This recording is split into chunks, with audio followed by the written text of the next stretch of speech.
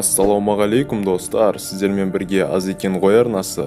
Бүгінгі видеода мен сіздерге ақш құрама штаттарында Вилиска қалашығында болған, үш нөмірде болған өте қорқынышты әрі қайғылы жағдайды айтып беретін боламын. Ал видеомыз басталмастан бұрын подписаться деген қызыл кнопканы басып, лайкты басып, қоңыраушанда басып кетіңіздер. Және видеоны теріп жібермей, соңына дейін міндетті түрде көріңіздер, себебі видеоның әр жерінде қызықты, қорқынышты сәттер көп. Ал біз видеомызды бастаймыз.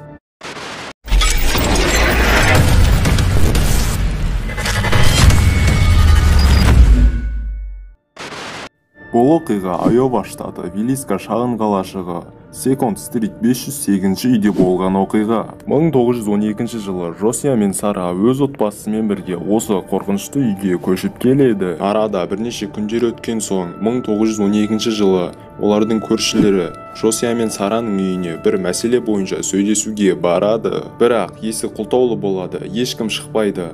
Көршілері мүмкін таң азанмен бір жерге кетіп қалған шығар деп ойлайды. Ойлағаны сол еді, ол жерде бір нәрсе дұрыс емес екенін сезіп, біліп, жергілікті полиция қызметкеріне кіріп тексеріп көруін сұрайды. Ол кіріп тексеріп көрген кезде ішінде 8 мәйіт болды. Жосия, Сара, олардың 4 баласы және қызының 2 досы.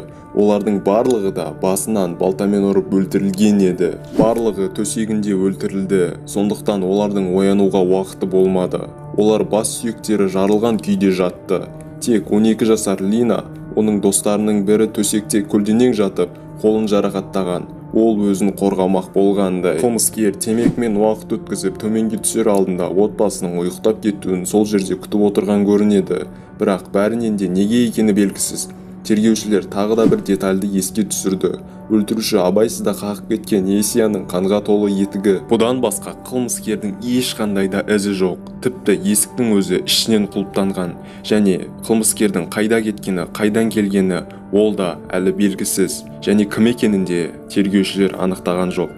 Бірақ қылмыстың сағат 00-ден таңғы 5-ке дейін жасалғанын анықтады. Бұнымен оқиға бітті деп ойлайсыз ба? Жоқ. 1994 жылы үйді жаңа иелері сатып алды. Және қалпына келтіру нәтижесінде жылжымайтын мүлік 1912 жылы трагедия болған жердің көрінісіне ие болды. Осылайша үй туристік орынға айналды.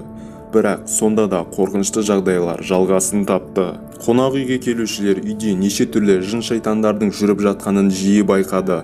Мысалы, балта ұстаған елес, балалардың жылаған дауысы естіледі деп айтты. 2014 жылдың қараша айы үй иелері үшін өте қаралы ай болды. Кіші Роберт Стивен Лорсен достарымен бірге осында қалды. Оны кейінірек жолдастары кеуде тұсынан пышақ жарақатын тауып алған. Болжам бойынша өзі салған.